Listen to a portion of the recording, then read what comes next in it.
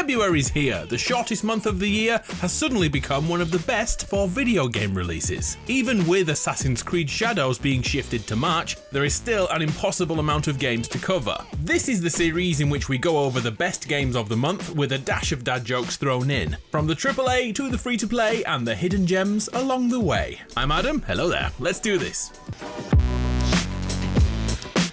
The game that won't leave your YouTube feed soon is Monster Hunter Wilds, Capcom's action RPG that gives us oversized weapons and tasks us with chopping up the wildlife in the Forbidden Lands. The gameplay loop is essentially 3 steps: hunt monsters in the open world, carve up their body parts for resources, then upgrade our armor and weaponry. Then rinse and repeat. Of course, it's much deeper than that, as strategy plays an important part too, as each of the beasts has their own abilities, attack patterns, and use each biome differently. Wilds brings in a handful of new mechanics and improvements, such as changing weapons mid-hunt. That's thanks to our mounts, who store additional gear for us to use. There's also a new wound system, which allows hunters to repeatedly target one specific spot to cause a weakness, which can then be ultra-focused on using another new mechanic which causes the cuts and tears in the beast's fur and skin to be highlighted, increasing visibility and making a focus strike much more easier to line up. And the biggest change of all, we don't have to go back to camp after each hunt, we can stay in the open world. Monster Hunter Wilds launches on February 28th on the PS5, the Xbox Series and PC.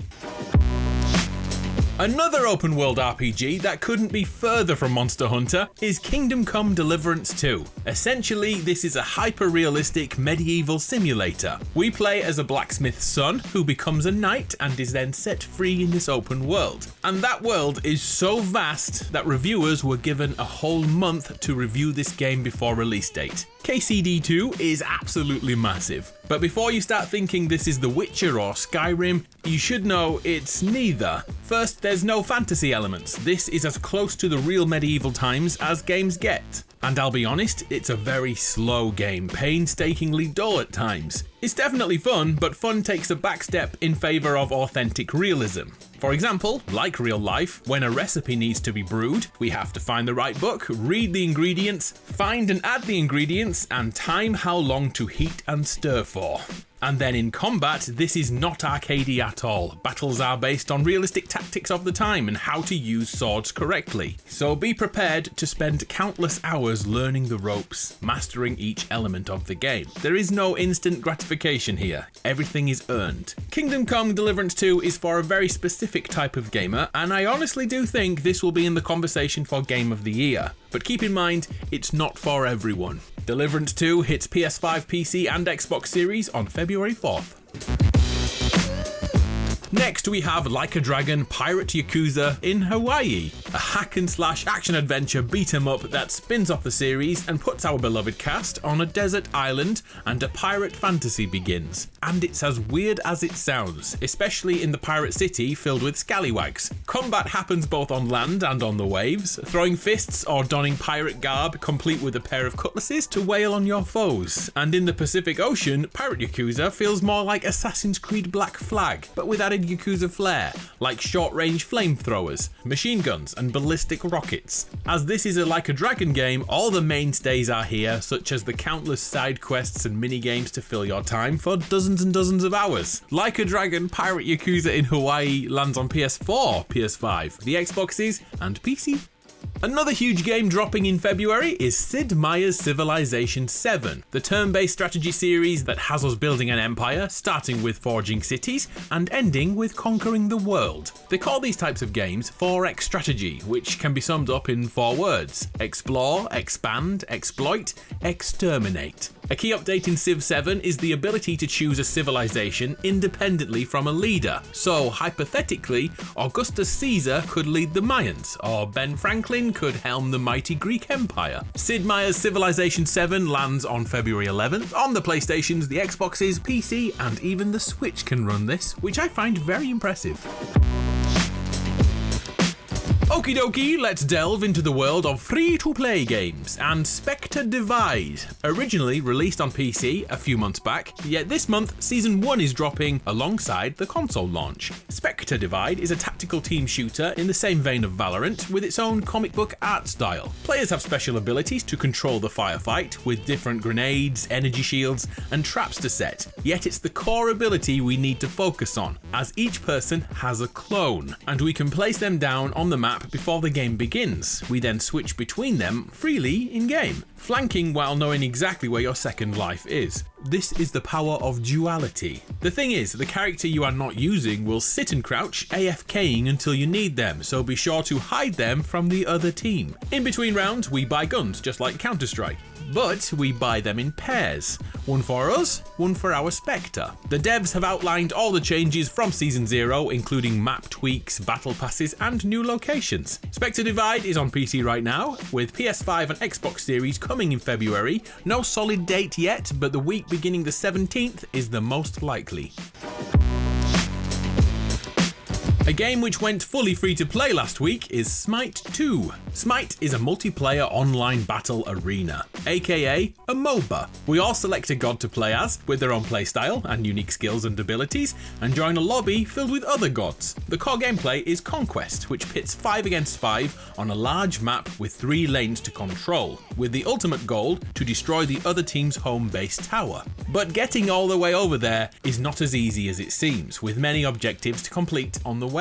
Smite most definitely is not a game to easily pick up and play, but if you enjoy competitive games and honing your skills over time, Smite 2 is out right now in open beta on PlayStation 5, PC, and Xbox Series. Now here's something I didn't expect to say this month. Do you remember DC Universe Online? The MMO from 2011 has suddenly received a new expansion that adds story arcs to key characters. In fact, it's described as compelling and compassionate storytelling. New leadership of DC Universe Online has been brought in to revitalize the game, which allows you to create your own superhero or villain. If that's your bag, January 28th is the day it all begins again on PS4, PS5, the Xboxes, PC, and the Switch.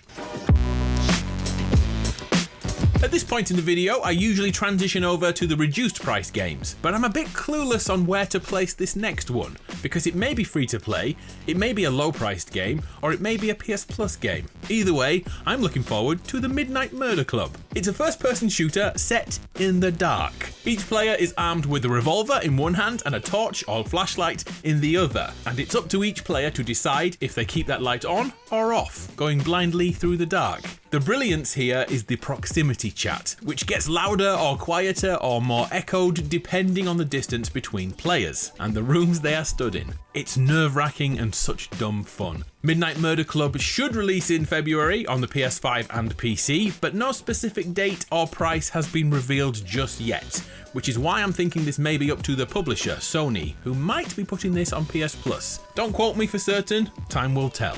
Okay, reduced price games. A surprising shadow drop happened this week. The return of Ninja Gaiden 2, Black. The much loved hack and slash game from 2008 has been part remastered, part remade. We play as Ryu Hayabusa. This was the game that introduced a dismemberment mechanic, lobbing off digital limbs of anyone who stood in the way of this iconic ninja's fast-paced fighting style. Ninja Gaiden 2 Black is out right now on PS5, Xbox Series and PC, priced at $50 US, €50 EU and 40 quid here in Blighty.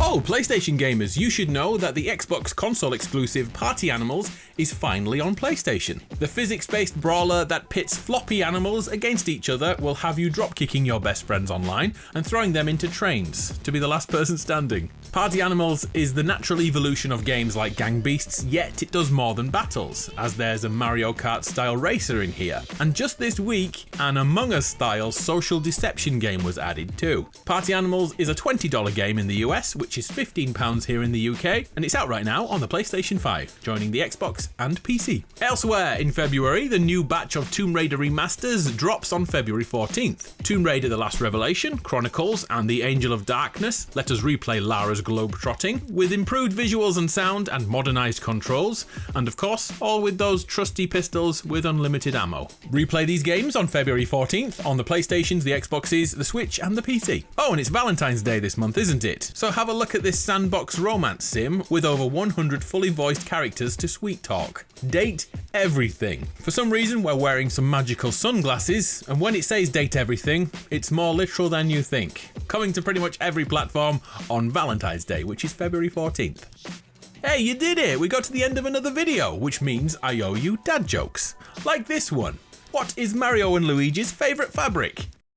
Denim, denim, denim. Denim, denim, denim.